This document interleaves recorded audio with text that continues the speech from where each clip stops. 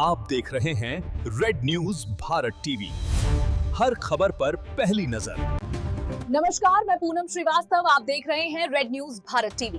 डालते हैं नजर आज की खास खबर पर। महिला आरक्षण पे घमासान है। देश में कहीं दिख रहा है भारतीय जनता पार्टी के जो दोहरे चाल चरित्र के चेहरे हैं उनके अंदर घमासान दिख रहा है। देश में कहीं महिला आरक्षण के नाम पे कोई घमासान है? आप अयोध्या के अंदर देखे कहीं कोई घमासान? कहीं भी कोई कहीं भी घमासान नहीं है। जो भी रोड पे दिख रहे हैं वो भारतीय जनता पार्टी के कार्यकर्ता है, भारतीय जनता पार्टी के नेता हैं। देखिए, पहली बात तो आप जानिए कि महिला आरक्षण बिल जिसका वो नाम ले रहे हैं वो 22 सितंबर 2023 में पारित हो चुका था सदन में और भारी बहुमत से पारित हो चुका था। ये जो बिल आया था इसका अभी कोई स्वरूप ही नहीं था कि ये महिला आरक्षण बिल था कि परसीमन का बिल था। तो भारतीय जनता पार्टी जो जब सत्ता में कुछ कर नहीं पाती है, क्योंकि उसके पास कुछ है नहीं, 13, 14, 15 सालों से उनकी सरकार है, भारतीय जनता पार्टी के पास काम गिनाने के लिए कोई काम नहीं है। तो उनका एक ही काम है कि देश को भ्रमित करिए, कभी आरक्षण के नाम पर, कभी महिला बिल के नाम पर, तमाम मुद्दों पर जनता को भ्रमित करने का जो काम है वो भारतीय जनता पार्टी का रोड पे दिख रहा है। मैं मुख्यमंत्री जी से आपके माध्यम से पूछना चाहता हूं कि प्रदेश में कितनी महिला अध्यक्ष रही उनके पार्टी की, कितनी बड़े संगठन के पदों पर रही, जरा बताएं।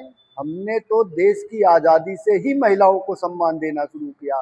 प्रथम राज्यपाल सरोजिनी नायडू जी, प्रथम प्रधानमंत्री, प्रथम राष्ट्रपति, प्रथम मुख्यमंत्री, यहाँ तक कि प्रदेश में हमारी 2 महिला प्रदेश अध्यक्ष रह चुकी हैं। संगठन के बड़े पदों पर आज भी महिला आधी भागीदारी कर रही कांग्रेस पार्टी में। भारतीय जनता पार्टी बताए कि कहाँ उनके यहाँ पार्टी काम कर रही है? आप बताइए। जो भी उनके यहाँ नेता महिलाएं हैं, किसी की हैसियत है बोल देने की?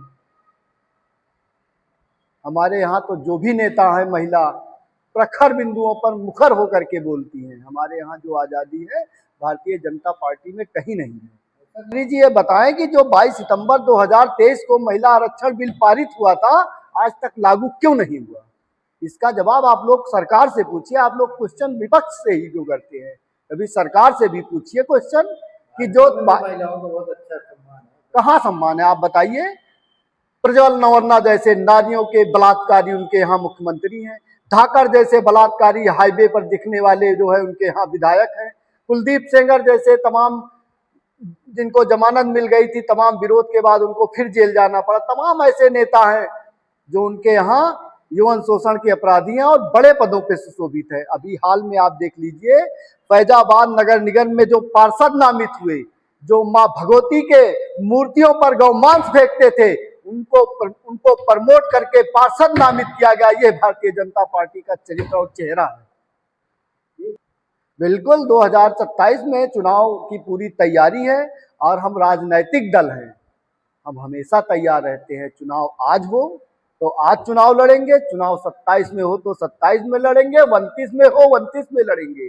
और अयोध्या से लोकसभा में, अयोध्या मंडल से भारतीय जनता पार्टी के कील ठोकी गई थी हार की, और 27 में भी अयोध्या मंडल से भारतीय जनता पार्टी के हार की कील ठोकी जाएगी।